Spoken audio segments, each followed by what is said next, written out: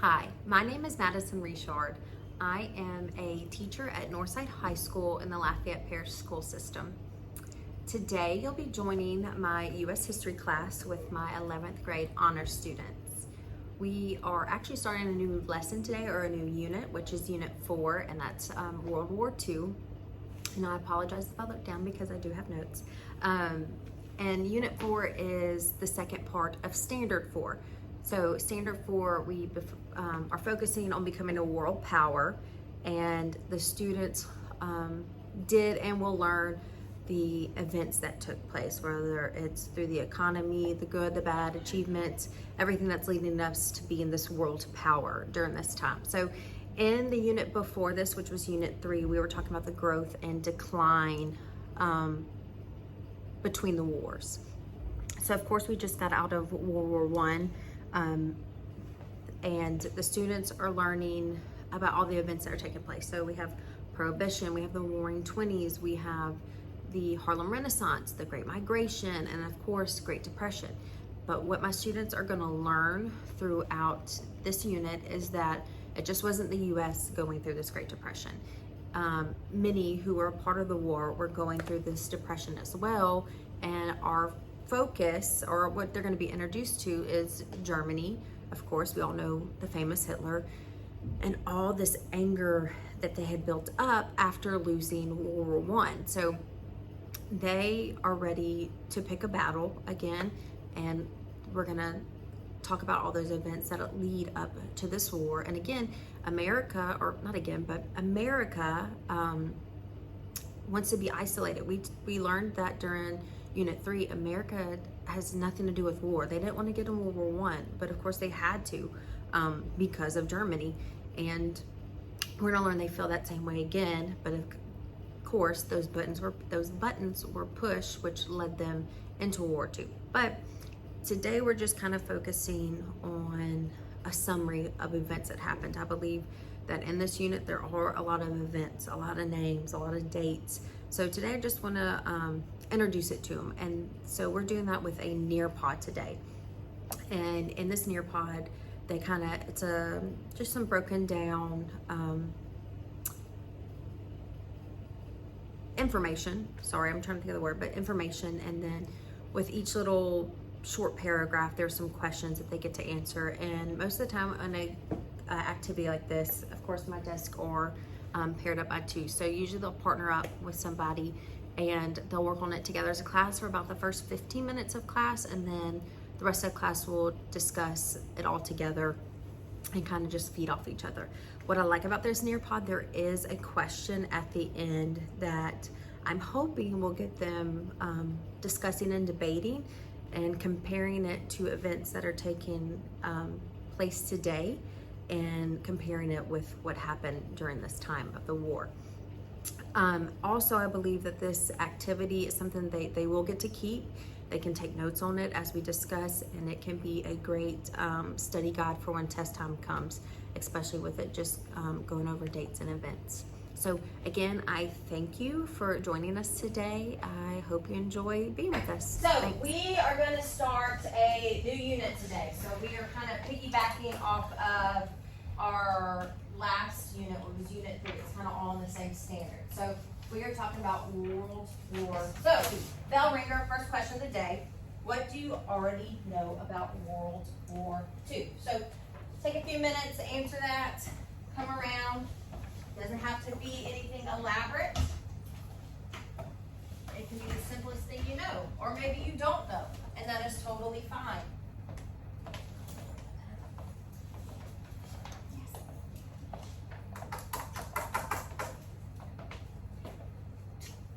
It can be the simplest little thing, or you can put a detailed sentence.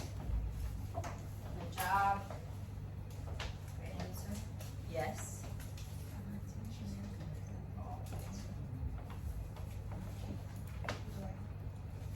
I'm seeing a lot of the same, which is great.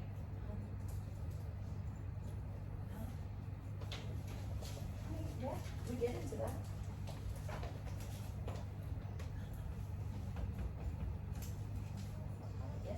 Yes. Good job.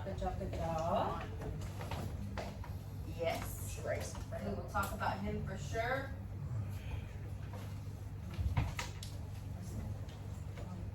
Yes, absolutely. I'm not spelling. No, that's okay. I'm not judging, you're right. German. All great answers. These are all great. A lot of the same. I'm seeing a lot of Hitler, Nazi, Holocaust. Micah. Did I call you for something? Just kidding. No, you didn't. Huh? No, you did not. Okay, Micah. Which of the following is not a characteristic of fascism? C, tolerance. Correct. C, tolerance. Everybody got that? Thumbs up, everybody. We're good, we're good. Okay, cool. All right. Ariel, will you start right here at poor economic conditions for me, please? And then once you read that little paragraph, pick someone else, okay? Poor economic conditions from the Great Depression and the aftermath of World War I precipitated the rise of fascism in both Italy and Japan. But this association was especially clear in Germany.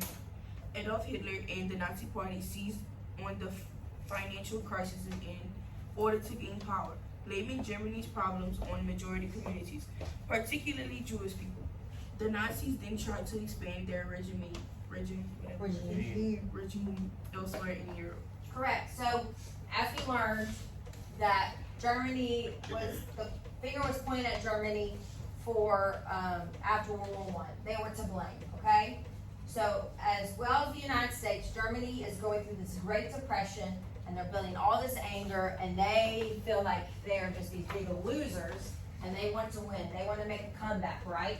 So, instead of taking this hit, saying that yes, they were the reason, they're going to start pointing their fingers at other people and blaming them for why they lost.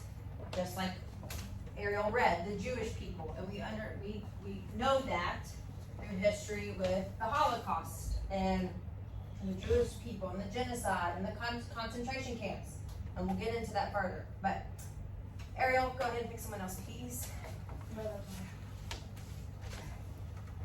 Most historian believes the official start of World War II in 1939, when Germany invaded Poland in response to Britain and France, that Allied powers declared war on Germany, but the Nazi tried. Perfect, thank you. So the question is, and this could be up for debate, for your answers.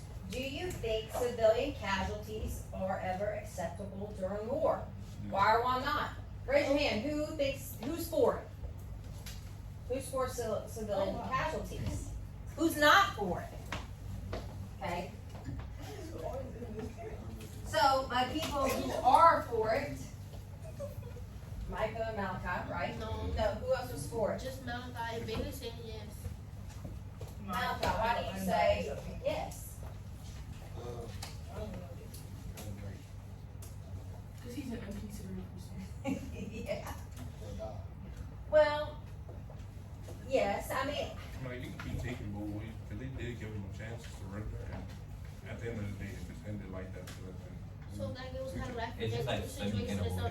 some people chose death. We kept sending troops, and they kept Correct, mounting, yeah. so well, it'd just be like in a more, it's more in a real life event for us as a teacher and student, say Northside High. We play football, our football team plays against another football team. Our football team just demolishes the other team, right? so we're gonna have So, and so say that other school, they're like, man, we hate Northside. You know, that football team, whatever. But they keep putting Northside's mouth in their name. Y'all didn't play, we're sorry, you did. But y'all didn't play football, but you're part of Northside, right? So they're blaming you. They might see you at the mall and say, oh, you go to Northside? We hate y'all. But why? You're not part of it, right? So I get it to that point, but now we're talking about actually killing people. So let's compare it to Russia and Ukraine right now. There are innocent people in Ukraine that are dying. They don't know if they will see tomorrow. They don't know if they're gonna see tomorrow. Let him They know a lot different than all of us. But then in Russia's eyes, they probably see you as Ukraine and you're Ukrainian, you go to Northside, so who cares? I don't care if you're on the football team or not. you made us mad, or you're not giving us what we want, so we're just gonna drop bombs, right?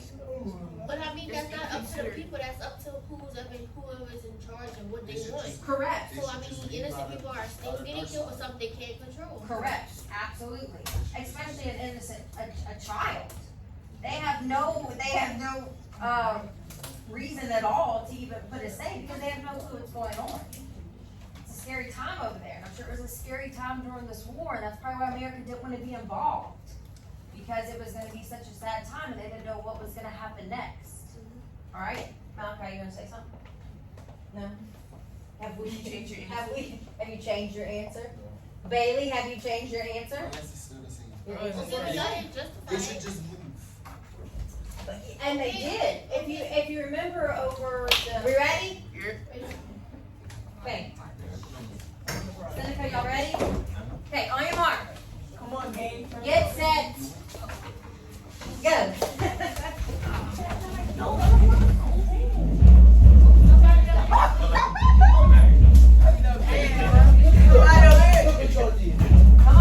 on. Germany invades. Hold on, let me go back to